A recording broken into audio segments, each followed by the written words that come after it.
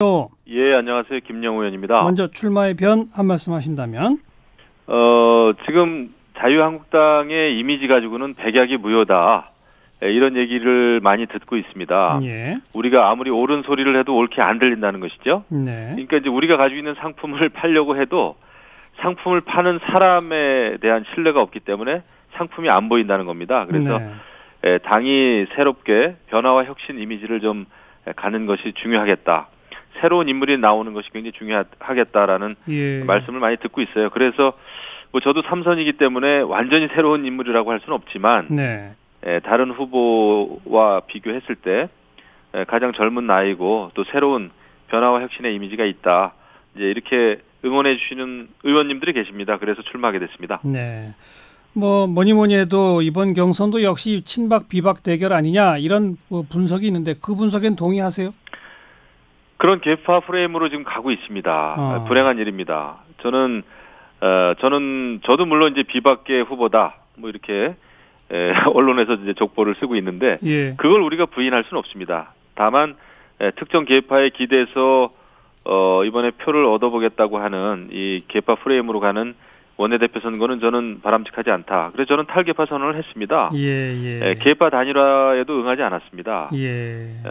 이번 원내대표 선거가 계파 대리전으로 가면 결국 이 계파 전쟁은 전당대회까지 이어질 것이 뻔하죠. 그래서 이번에는 탈계파하는 것이 맞다 이렇게 봅니다. 그 비박 복당파 가운데 한 분인 강석호 의원이 나오겠다고 하다가 불출마 선언하면서 김학용 의원 지지 선언을 해가지고 이른바 비박계 쪽은 단일화되는 거 아니냐라고 했는데 그러면 우리 김영우 의원은 혹시 앞으로라도 사퇴 가능성은 없다? 마지막까지 가신다 이 말이에요? 저는 형님 아우 하면서 계파 단일화하는 것은 구태라고 봅니다. 무슨 정책적인 토론을 거친 바도 없고요. 그런 식의 단일화라면 저는 배격합니다. 네. 또 일부 언론에서 나경원 의원과 김학용 의원의 양강구도다라는 해석은 또 어떻게 보십니까? 계파라고 하는 시각에서 보면은 그렇게 볼 수 있죠. 왜냐하면은 각 계파의 그 적자처럼 돼 있지 않습니까? 친박계와 비박계.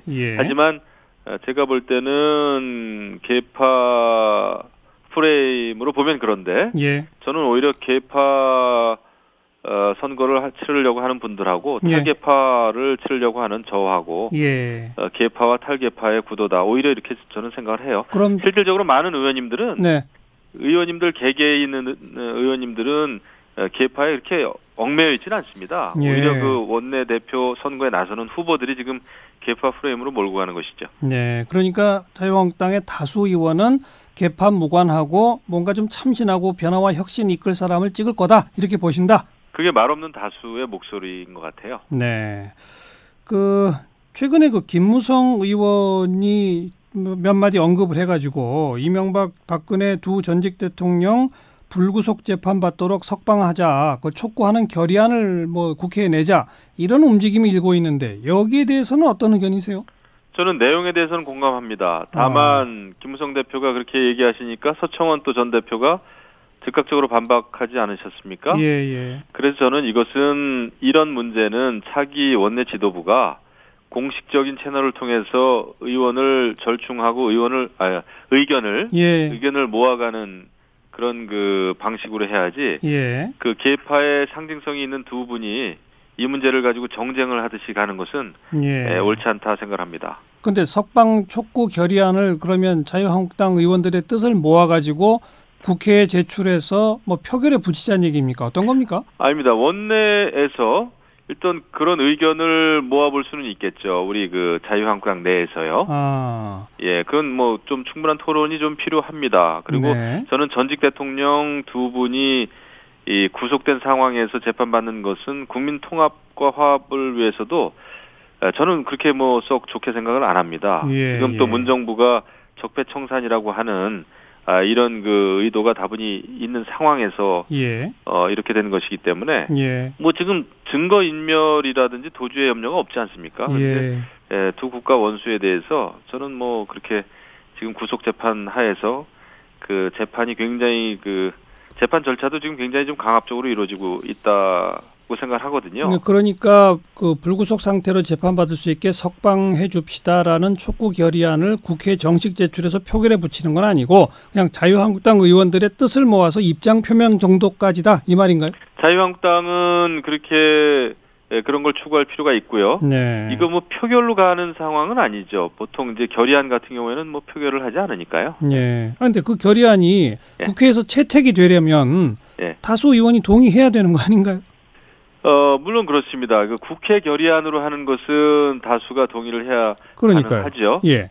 그런데 지금 상황에서 쉬워 보이진 않습니다. 예. 다만 그것이 필요하다는 것을 자유한국당은 좀 강하게 이야기할 필요는 있다. 저는 이렇게 생각합니다. 네, 만약 원내대표가 되신다면 바른국민당이나 또 무슨 대한애국당이나 바른미래당이나 이런 등등의 그 보수 진영의 재편은 어떤 구상을 가지고 계세요? 저는 보수 빅텐트 필요하다고 봅니다. 반문연대 필요하다고 봅니다. 다만 지금 그 텐트를 치려면 기둥이 튼튼해야 되는데 자유한국당의 지금의 어떤 이런 위치 가지고는 저는 그게 어렵다고 봐요. 우리가 먼저 자강하고 변화하고 좀 변화하고 이렇게 되지 않으면 혁신하지 않으면은 우리가 손을 내민들 그게 이루어질까요? 저는 어렵다고 봅니다. 해프닝으로 끝나죠. 그래서 바로 엊그저께 안철수 전 대표에 대해서 한번 어느 분이 이야기했는데 바로 해프닝으로 그냥 끝나지 않았습니까? 그래서 보수 연대라고 하는 것은 어떤 이게 운동으로 무브먼트 차원으로 이루어져야지 그냥 여러 정치 선수를 그냥 몇몇 이렇게 연대해서 될 일은 아닌 것 같아요. 빅텐트는 결국 반문이라고 하는 것 하나만 공통점이잖아요. 네네. 그거 가지고 될까요? 보수 혁신이? 그래서 치밀해야 되고요. 여러 가지 물밑 접촉도 필요하고 국민의 공감 속에서만 그게 성공할 수 있는 거 아니겠어요? 근데 우선 당장 박근혜 전 대통령 탄핵에 대해서 찬성한 사람들 사과부터 해야 된다 이런 목소리까지 막 나오는데요. 그래서 그게 전 치밀하지 않았다고 봅니다. 그래서 좀 더 당 원내에서 지도부가 시작을 하면 모를까. 지금 우리 내부에서 계파의 수장처럼 돼 있는 분들이 이 문제를 거론하면서부터 이 문제가 굉장히 정쟁으로까지 지금 간단 말이죠. 다시 계파 갈등으로 가는데 그만큼 사전 조율이나 물밑 접촉이 좀 없었다. 조금 급하게 나온 그런 측면이 있다 이렇게 생각하죠. 그나저나 김정은 위원장의 이 12월 답방 거론되고 있는데 20대 국회 전반기 국방위원회 위원장 맡으셨으니까 답방에 동의하십니까? 답방 자체를 반대하는 건 아닙니다만은 지금 국민들은 경제적으로 고난의 행군을 하고 있는데 우리 국민들이 환영할 리가 없지 않습니까? 오히려 남남 갈등이 극에 달하겠죠. 이런 상황이라면 저는 반대하고 특히 김정은 위원장이 무슨 북한의 핵시설에 대한 리스트를 신고한 것도 없고. 그러니까 지금 상황에서는 반대다 이 말씀이에요. 지금 상황에서는 실익이 없죠. 알겠습니다. 잃는 게 더 많을 겁니다. 여기까지 고맙습니다. 네, 감사합니다. 자유한국당 김영모 의원이었어요.